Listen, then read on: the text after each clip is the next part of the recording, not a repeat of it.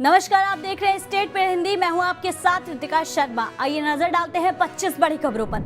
दिल्ली विधानसभा चुनाव की घोषणा। विज्ञान भवन में मुख्य चुनाव आयुक्त राजीव कुमार ने प्रेस कॉन्फ्रेंस में तारीखों का किया ऐलान। दिल्ली चुनाव की तारीख का ऐलान 5 फरवरी को वोटिंग, 8 फरवरी को नतीजे।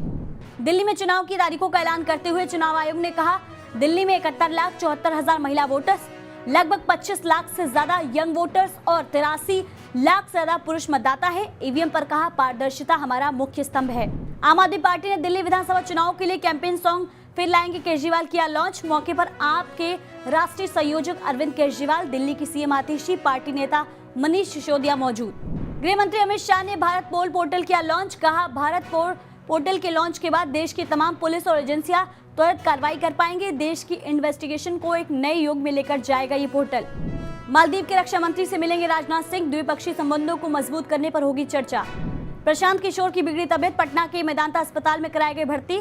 इलाज में जुटे डॉक्टर। 4 दिनों के अनशन के बाद प्रशांत किशोर पड़े बीमार। बिहार बीपीएससी प्रीलिम्स परीक्षा रद्द करने की मांग वाली याचिका पर सुप्रीम कोर्ट की सुनवाई। पटना के गांधी मैदान में बीपीएससी छात्रों का प्रदर्शन जारी। ओडिशा में सीएम मोहन चरण मांझी की अध्यक्षता में 38वें उच्च स्तरीय निकासी प्राधिकरण ने 44 करोड़ रुपए की 5 निवेश परियोजनाओं को दी मंजूरी। लोगों के लिए रोजगार का नया अवसर। किसान नेता जगजीत सिंह डल्लेवाल का आमरण अनशन जारी। पिछले 43 दिनों से वो अनशन पर बैठे। किसान नेता डल्लेवाल की बिगड़ी तबियत। उत्तर प्रदेश के संभल के खगुसराय मंदिर के पुजारी को मिली धमकी। पुजारी से रास्ते में रोककर कहा, राजनीति मत करो, घर पे रहो, वहां जाने की जरूरत नहीं है। धमकी के बाद से पुजारी शशिकांत शुक्ला ने कहा है कि वो पुलिस के पास लिखित शिकायत देंगे। दिल्ली पुलिस ने वसंत कुंज थाना इलाके से 2 और बांग्लादेशियों को पकड़कर किया डिपोर्ट। पकड़े गए दोनों बांग्लादेशी बांग्लादेश के कालीदास गांव के रहने वाले हैं। दिल्ली चुनाव पर कांग्रेस नेता अलका लांबा का बयान। अरविंद केजरीवाल पर साधा जमकर निशाना। बीजेपी को भी सुनाई खरी खोटी।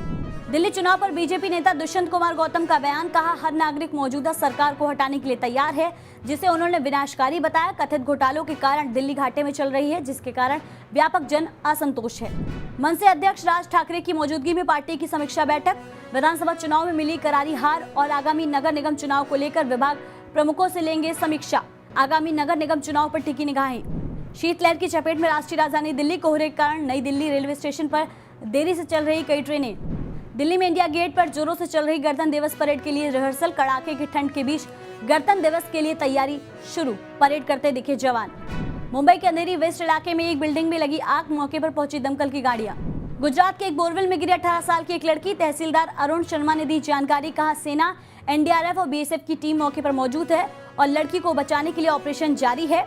साथ ही साथ हम उसकी गतिविधि पर भी नजर रख रहे हैं। भारत में अब तक एचएमपीवी के 6 नए केस सामने आए हैं। तमिलनाडु में 2 मामले की पुष्टि। राज्य के स्वास्थ्य और परिवार कल्याण विभाग के अतिरिक्त मुख्य सचिव ने कहा, दोनों प्रभावित व्यक्तियों की हालत फिलहाल स्थिर है।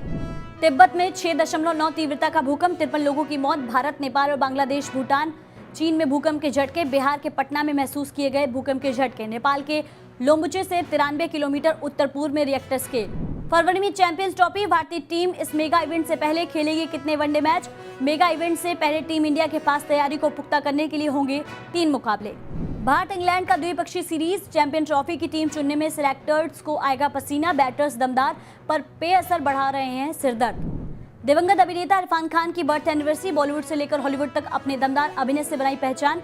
सलाम बॉम्बे से मिला था फिल्म में पहला ब्रेक। क्रिकेटर बनना चाहते थे इरफान खान। किम्स अस्पताल पहुंचे अभिनेता अल्लू अर्जुन।